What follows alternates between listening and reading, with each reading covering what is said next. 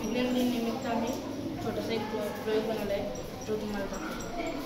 Madam, आपला E कचरा म्हणजे आपले जे इलेक्ट्रॉनिक सामान असते ते खराब झाल्यावर त्याचा एक तरफचा ई कचरा बनतो.